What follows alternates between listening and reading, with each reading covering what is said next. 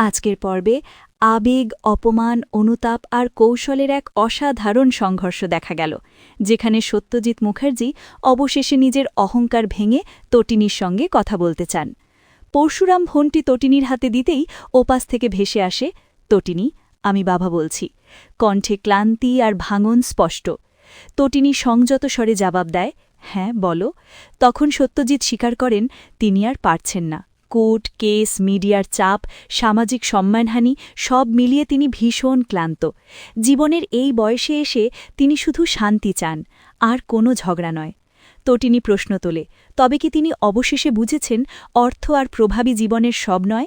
সত্যজিৎ মাথা নত করে বলেন, হ্যাঁ, তিনি ভুল বুঝেছিলেন। একসময় তটিনী ও পরশুরামকে বাড়ি থেকে বের করে দিয়েছিলেন, কিন্তু এখন তিনি তটিনীকে মেয়ে হিসাবে মেনে নিতে প্রস্তুত। এমনকি প্রয়োজনে সামাজিকভাবে স্বীকার করবেন পরশুরাম তার জামাই। তিনি অনুরোধ করেন কেস তুলে নিতে, বলেন বাড়ির পরিবেশ যেন শোকের বাড়ি, কেউ স্বাভাবিক নেই। তিনি বাকি জীবন তটিনীর বাবা, নন্দিনীর বাবা আর পিকুর দাদু হয়ে শান্তিতে কাটাতে চান। তখন পরশুরাম এক অপ্রত্যাশিত শর্ত দেন, যদি সত্যিই সম্পর্ককে মূল্য দিতে চান, তবে কাল সাধারণ মানুষের মতো সাদামাটা পাজামা পাঞ্জাবি পরে কোনো বিলাসিতা ছাড়া রিকশায় চেপে তাদের বাড়িতে আসতে হবে। পিকুকে নিজের হাতে স্কুলে পৌঁছে দিতে হবে। স্কুল শেষে বাড়ি ফিরে সবার সঙ্গে সাদামাটা ভাত ডাল খেতে হবে। একদিনের জন্য নয়, মন থেকে সাধারণ জীবনকে সম্মান করতে শিখতে হবে। প্রথমে বিস্মিত ও অস্বস্তিতে পড়লেও আত্মসম্মান বাঁচাতে এবং পরিস্থিতি সামাল দিতে সত্যজিৎ ও কর্ণ শেষ পর্যন্ত রাজি হন। বাড়ির অন্য সদস্যরা এই সিদ্ধান্তে অবাক হলেও কেউ কেউ মনে মনে খুশি, কারণ এতদিন পর হয়তো তারা সম্পর্কের মূল্য বুঝবে। পরদিন সকাল, পিকু আনন্দে স্কুলে যাওয়ার প্রস্তুতি নিচ্ছে। তটিনী দ্বিধায় থাকে তারা আদৌ আসবে কিনা, কিন্তু কলিং বেল বেজে ওঠে। দরজা খুলে দেখা যায় সত্যজিৎ ও পর্ণ সত্যিই সাদামাটা পোশাকে দাঁড়িয়ে আছেন। মুখে অস্বস্তি থাকলেও চোখে এক ধরনের সংকল্প।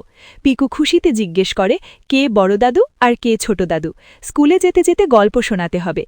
এই সরল আবদারেই মুহূর্তটা বদলে যায়, কারণ এতদিন যারা শুধু প্রভাব আর মর্যাদার ভাষা জানতেন, আজ তাদের শিখতে হচ্ছে স্নেহের ভাষা। রিকশায় চেপে স্কুলে যাওয়ার সময় আশেপাশের সাধারণ মানুষের জীবনযাপন তাদের চোখে নতুন করে ধরা দেয়। স্কুলে অন্য দাদু নানাদের ভিড়ে দাঁড়িয়ে তারা উপলব্ধি করে সম্পর্কের আসল মানে। বাড়ি ফিরে সাদামাটা খাবারের টেবিলে বসে নীরবে খেতে খেতে তাদের মুখের কঠোরতা কিছুটা নরম হয়। এই একদিনের অভিজ্ঞতা কি সত্যিই তাদের বদলে দেবে, নাকি অপমানের ক্ষত ভবিষ্যতে নতুন ঝড় ডেকে আনবে? সেই প্রশ্ন রেখেই শেষ হয় আজকের পর্ব।